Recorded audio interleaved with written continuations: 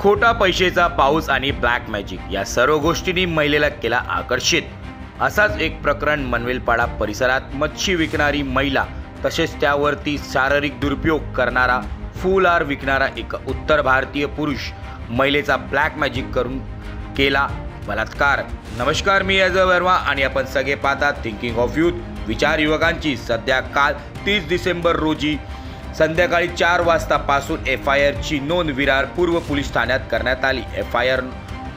FIR नोंदता रात्रीचे 10 वाजले। त्यानंतर एक धक्कादायक प्रकरण समोर आला की एका मराठी महिलेचा ब्लॅक मॅजिक करून त्यावरती बलात्कार करण्यात आलाय। बलात्कार करणारा मनवेलपाडा नॅशनल स्कूल जवळ राहणारा फूल विक्रेता, नाव राम पलट राजवर, वय 52 या व्यक्ती आहे।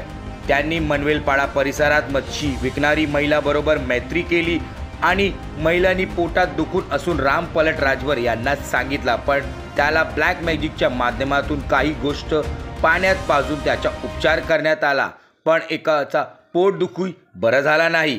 असाच प्रकरण गेल्या 1 वर्षापासून चालू होता, पण पीडित महिलेच्या पतीला जेव्हा कळलं की काहीतरी चुकीचं होत आहे, मग त्यांनी ॲक्शन मोडमध्ये येऊन जवळच्या पोलीस स्टेशनमध्ये तक्रार केली, पण पोलिसांनी त्याला प्रॉपर रिस्पॉन्स दिला नाही आणि 2 महिने परत सर्व तसंच त्रास पोटात दुखून लागला। पण शेवटी मित्राचा ऐकून त्यांनी समाजसेवक मनीष राऊत त्याच्याकडे जाऊन मदतीचा हात मागितला। मनीष राऊत म्हणजे बहुजन विकास आघाडीचे कट्टर समर्थक आणि कारगिल परिसरातले समाजसेवक। यांनी सर्व प्रकरण सांगितल्यानंतर मनीष राऊत आणि पीडित महिलेचे पती ॲक्शन मोडमध्ये आले आणि त्वरित त्या राम पलट राजवर यांच्या घरी जाऊन त्यांच्याशी चौकशी केली आणि त्याला इमिजिएटली विरार पोलीस ठाण्यात पोलिसांच्या स्वाधीन केला।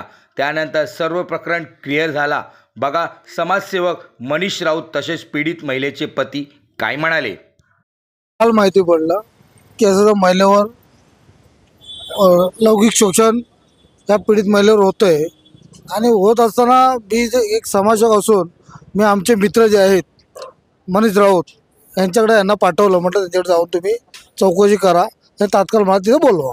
आम्ही गेल्यानंतर आज दिवस अखंड गेला, कारण रेकॉर्ड 1-2 लोकांचं नसून जवळजवळ म्हटलं 7 ते 8 बाबा लोकांचं आहे आणि त्यासाठी मनीष राऊत साहेबांनी एवढी मदत केली की दिवसभर 11 वाजल्यापासून त्याच्या मागे लागून अजूनही आम्ही पोलीस स्टेशनला मध्ये आहोत, पण त्याने आता FIR दर्ज झाल्यामुळे त्यांचे आम्ही आभार आहोत।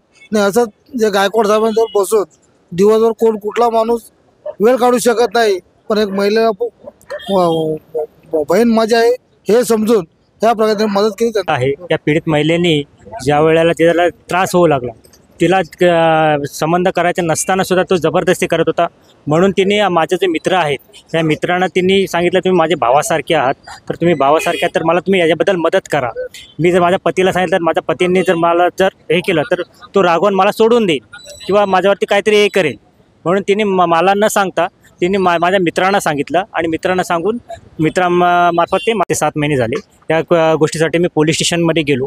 पोलीस स्टेशनमध्ये मी साहेबांना भेटलो की असं माझ्याप्रमाणे प्रकार घडत आहे, तर तुम्ही याच्यावरतीमध्ये दखल घ्या। पण मला ही बोंदगिरीवरती आम्ही विश्वास ठेवत नाही, नारळ फोडणं हे फोडणं हे सगळीकडे होत राहतात, तर तुम्ही या गोष्टी आमच्याकडे आणू नका। मला सरळ गृहस्थ आणि पीडित महिला हे माझ्या ऑफिसला आले होते का राऊतसाहेब आमच्या जोडीला असं झालेलं आहे, तर मी बोललो तुम्ही कंप्लेंट का नाही केली? बोललो आम्ही गेलो होतो पण कोण हजर नव्हतं किंवा काही रिस्पॉन्स नाही, असं सगळं झालं।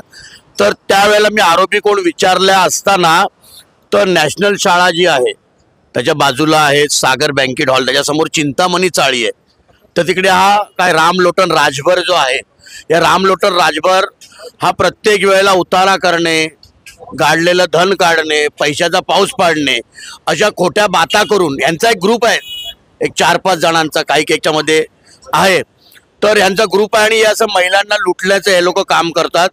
आणि त्या महिला एवढी घाबरली आहे का तिला कोणाचा सपोर्ट नव्हता, त्यावेळेला आम्ही घेऊन आज आमच्या इकडे विरार पोलीस स्टेशनला आम्ही गुन्हा नोंदवलेला आहे। फक्त हा वयस्कर होता म्हणून याला आम्ही सोडलेला आहे। मी अजून सांगतो, असे कोण जर गुन्हे करत असेल, जादू टोना आणि आम्ही चमत्कार करतो, गाडलेलं धन काढतो, तर याला आम्ही सोडणार नाही।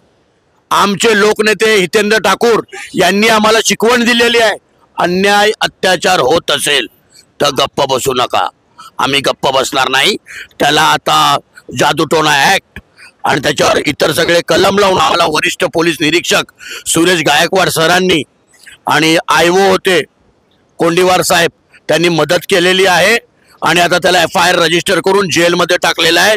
पण मी पुन्हा एकदा सांगतो, अन्याय अत्याचार होत असेल तर आम्ही बहुजन विकास आघाडीवाले गप्प बसणार नाही.